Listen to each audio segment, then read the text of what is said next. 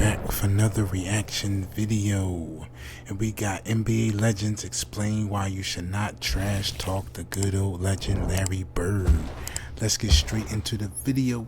Let's get it, y'all, let's get it.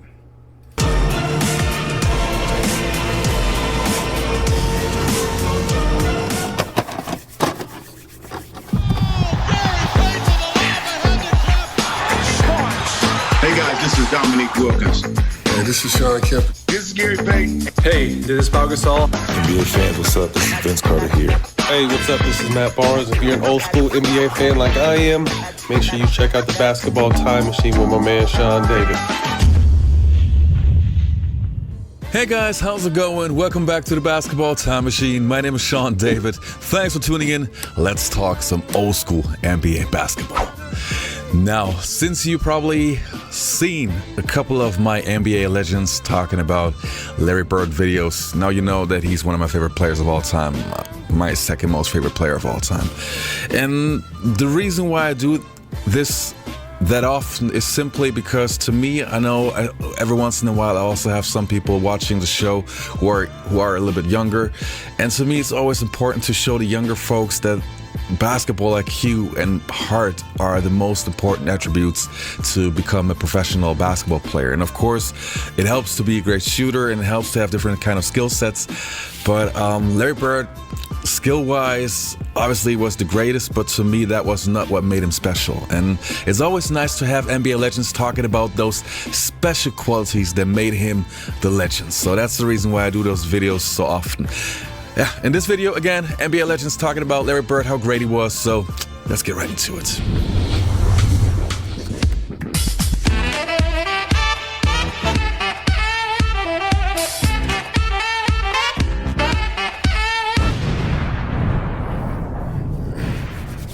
I remember sitting on the bench watching Kevin McHale and Larry Bird, and Larry Bird did something. To me, I'm still marveled at this. And he got so many people. It was a timeout. And one of our teammates, Bart Kofold, had a camera. Right. He's taking pictures. So Larry Bird came over there and looked at our bench. And he said, three-pointer.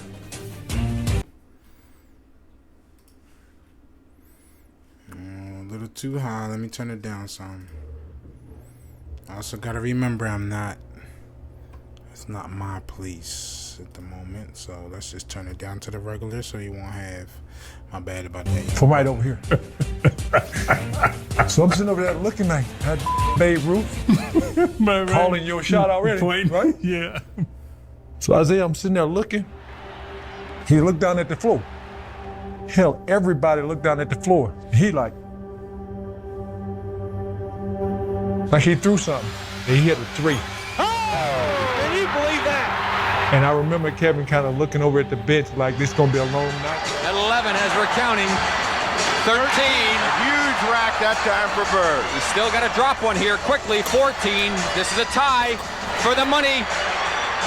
Yo! Larry Bird at the buzzer He with knew the exactly what the score was. He knew that ball was going to win the competition for him, and it's almost like he did it in dramatic fashion just to make it more fun. He knew it when he let it go and was headed for the winner's circle. He ain't took off his top yet. I didn't see when he took off his top. Larry used to come in the locker rooms. He'd be getting his ankles taped, and he'd say, hey, ball boy, run in and go find the scoring record in this building. He needed those kind of challenges. What was most memorable stories with Larry that you can tell us about? I'll share this quick story. We were playing Utah, and back then, you score on a play, you just keep running it until they stop it. So I would have to hit Reggie, go through, set a cross screen for Larry, and Karl Malone was guarding Larry. Larry was killing him. Kevin McHale was locking Karl Malone up on the other end, and Larry was talking about, yeah, we two bad white boys, ain't we? So I remember going across, setting the screen on Karl the first time. Larry came off, caught it, scored. As we were running back down the court, Karl Malone said, young fella, you set a screen on me again like that, I'm gonna knock your head off your shoulder. The whole time I'm running down court, I'm like, damn, is he really gonna do this shit? So I hit Reggie again. I go across to set the pick. I'm standing in the middle of the lane. Larry cuts off, and I see Karl rear his forearm back like this. I'm like, is this motherfucker really gonna try to do it? And at the last second, I jumped out the way, and I was like, damn, he really? Yeah. And he was gonna take it out on me because Larry was busting his ass. Larry Bird would put fear in me. Yo, that's crazy. And everyone else. The dude couldn't jump, wasn't fast, wasn't athletic. Dude just knew how to play. So Larry got in the game one time, and for some reason Chuck Daly puts me in. And Larry looks around and goes, what's up, Sal? I said, nah. He goes, you on me? I said, yeah, I got size on you right now. I've been watching every movie. He goes, y'all not double teaming? And he's looking around. He goes, yo. I go, nah, it's just me, fella. He goes, mouse in the house. Dude would just tell you where he's going, shoot it in your face, talk shit to you, and run back down the floor. He catches the ball and looks over at our bench and goes, I'm going to take 2 dribbles right, crossover left. And he catches the ball, he does this, and he shoots it. He says, Sal, you better ask for a double team, bro. He takes his 2 dribbles, crossover, pull-up jump shot, and looks over at our bench, and we're all looking at each other like, is he for real? He was the biggest trash talker back in the day, but he would back it up. The fact that he's able to back averaging about 20 and 10 when Bird got here. Yeah. So I'm thinking he's coming to this building. I'm looking at him, but we have the first practice. I'm thinking like, this ought to be a piece of cake. Yeah. Guy don't look fast, don't look good. Yeah. I'm about to do something to him. Yeah. Indiana. Boy, I'm telling you what, it changed my opinion about racism in this world. Because I remember he scored the first basket, Jet, on me. I scored on him, second basket. But as I proceeded, he kept going further and further and further away. And by the end of the practice, it finished. The first black person I got to, I said, you know what? That fucking white guy can play down there. So that was my thing. Was he giving you kind of looks, or what was it? No, he didn't give you the looks, but then every other person of color would ask me when the Celtics got ready to play, they're like, yo, man, how's this kid Bird? About to find out. He had accomplished every goal. We hadn't lost a game on the trip. And Larry told all of us players and the media too, tomorrow night's the last game of the trip, I'm going to play this one left-handed at least through 3 quarters. And it was at a time when, McHale was still coming off the bench. And so Larry scores his 6th point on a left-handed shot. And I'll never forget it. McHale yells out. And McHale goes, hey, Jerome, wait till he starts shooting right-handed. And at the end of 3 quarters, and then get 27 points left-handed. Well, left-handed is one thing, but when the game got close, I had to go back to the right one.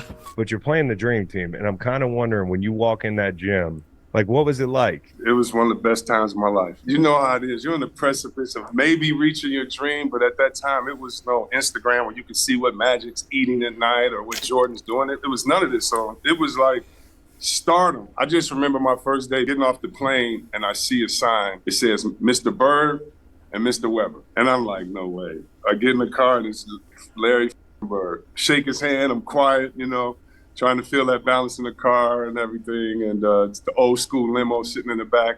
And when we get out, he doesn't say much, but when we get out, he goes, hope you get your sleep tonight because I'm going to bust your ass tomorrow. Yes.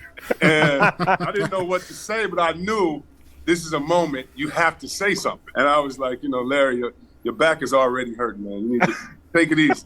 And then I run to the room and I call my father. I'm like, Dad, Larry Bird was just talking shit to me. Listening to the radio, and I have no. What if I had a chance? I would have did the same thing. I would have called my dad, with Larry Bird. I would have did the same thing. Shout out to my dad. Love you, Dad. I know you're watching. Clue of the players on either team. All of a sudden, this name keeps coming. Bird.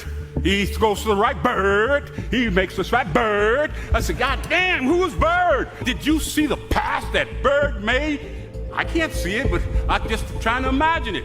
When I got the newspaper the next morning and saw Larry's picture, I said, damn.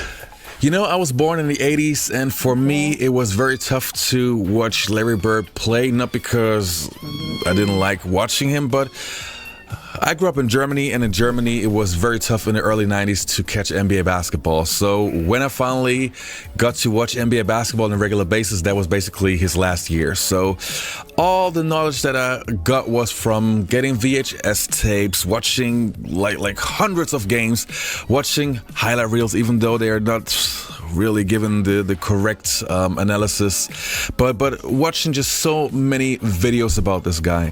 And if there's one player that I wish I really could have seen in his prime, like when I was in my adulthood and watch him in his prime, it would be Larry Bird. I was able to catch Michael Jordan's prime. I miss Larry Bird's prime. That is one of my biggest regrets because I really fell in love with this guy. Honestly, I really fell in love with this guy and what he stood for. The whole persona. I mean, that's the other great thing. It's not just him as a basketball player with his skill set and those kind of things, but what he stood for. This trash talking skills, that hustling after every loose ball, that never give up attitude. The whole thing. We don't find players, or hardly find players like that. And so I'm a little bit jealous on you guys who were born in the 70s and who got to see Larry Bird play in the 80s. But hey, I'm still grateful that I had the chance to at least do my homework and see his last season. And yeah, the guy's a legend to me. Really love this dude. Anyway, if you have some love letters for Larry, post in the comments below. And hopefully I'll see you next time on the Basketball Time Machine. Yes, sir. That wraps up this video. But yeah, like he said, man, like I said, some of y'all be telling me y'all saw, you know, him play in real live action. I'm just like, dang, I'd be crazy if I could just see him. Just like, dang. But like I said, I'm happy that I can do these videos.